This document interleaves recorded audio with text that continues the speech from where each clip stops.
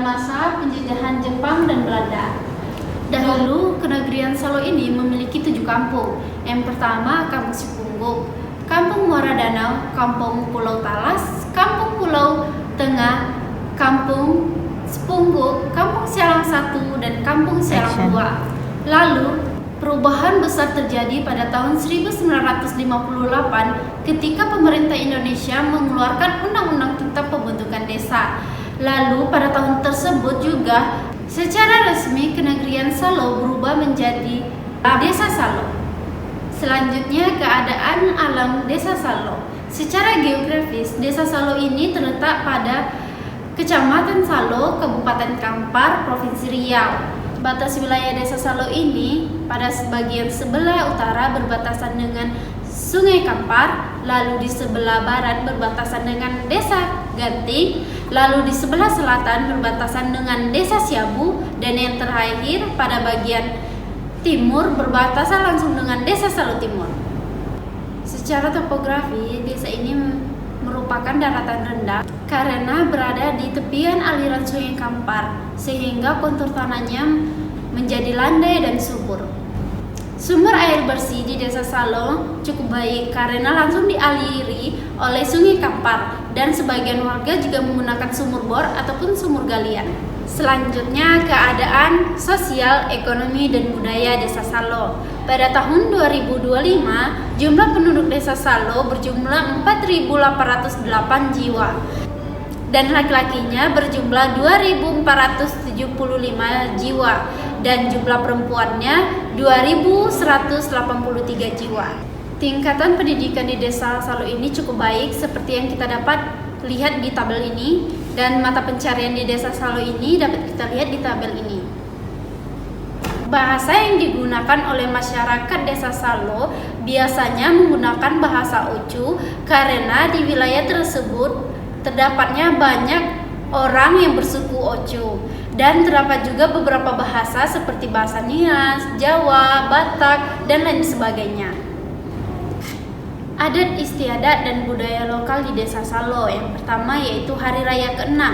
Yang kedua, Wirid Desinan, yaitu tradisi keagamaan. Yang ketiga, Baskiocung, yaitu mencerminkan nilai kesopanan, kebersamaan, dan juga kemampuan berbahasa dan berkomunikasi. Yang keempat yaitu Gotong Royong Masal.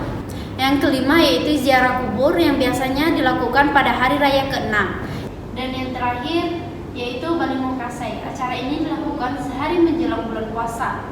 Sarana dan prasarana di Desa Salo ini cukup memadai. Pada tingkat pendidikan, adanya 5 taman kanak-kanak atau PAUD dan 4 sekolah dasar yang memberikan layanan pendidikan dasar bagi anak-anak desa tersebut. Selanjutnya, memiliki 1 sekolah SMP. Selanjutnya, potensi alam dan sosial di Desa Salo. Yang pertama, pertanian. Masyarakat setempat biasanya menanam ubi, jagung, padi, dan lain sebagainya, terutama menanam sayur-sayuran untuk dijual di pasar lokal. Pada sektor perkebunan, masyarakat Salo lebih mendominasi pada perkebunan seperti kelapa sawit dan juga karet. Pada sektor perikanan, karena Desa Salo ini berada di aliran Sungai Kampar, jadi masyarakat di Desa Salo ini banyak yang menangkap ikan. Selain itu juga membudidayakan ikan kolam ataupun di keramba seperti ikan nila, patin, lele, dan lain sebagainya. Pada sektor peternakan, masyarakat di Desa Salo lebih banyak membudidayakan seperti sapi, kambing, ayam, dan juga itik. Dan yang terakhir yaitu pariwisata. Desa Salo memiliki potensi pariwisata alam dan budaya yang sangat menarik untuk dikembangkan, terutama pada pariwisata Sungai Hijau. Sungai Hijau ini terkenal karena kejernihan airnya. Dari kejauhan, airnya terlihat berwarna hijau.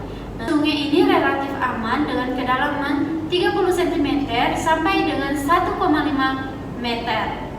Selanjutnya itu permasalahan yang ada di Desa Salo. Permasalahan yang pertama yaitu kemiskinan. Karena masyarakat di Desa Salo masih menggantungkan kehidupannya pada sektor pertanian dan perkebunan. Itu menyebabkan kemiskinan karena kurangnya lapangan pekerjaan. Akses pendidikan di Desa Salo, pendidikan masih kurang memadai seperti tidak sekolah pada tingkatan SMA. Upaya dan program pengembangan di Desa Salo. Upaya yang dilakukan untuk mengatasi permasalahan di desa tersebut yaitu Desa Salo telah berupaya menjalankan sejumlah program pengembangan seperti program pengembangan ekonomi masyarakat melalui Badan Usaha Milik Desa atau BUMDes. Peran masyarakat dalam pembangunan desa tersebut juga memiliki peran sangat penting untuk pembangunan desa, seperti nilai gotong royong yang masih sangat kuat dan keterlibatan dalam berbagai kegiatan sosial di desa tersebut. Nah, potensi pengembangan di masa depan, Desa Salo memiliki potensi pengembangan yang sangat besar, terutama pada sektor pariwisata.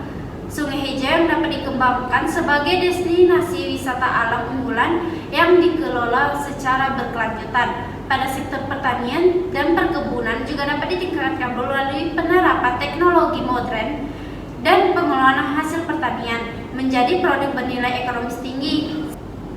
Selanjutnya yaitu pengembangan ekonomi kreatif dan UMKM.